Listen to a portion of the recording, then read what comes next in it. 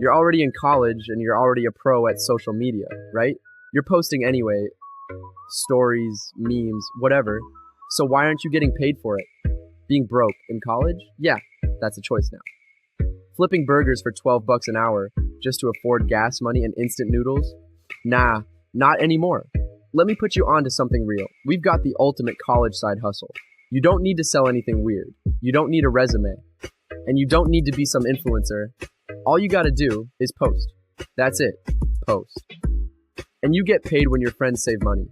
We're talking free pizzas, free burgers, free meals, discounts on movies, and even up to 80% off spring break trips.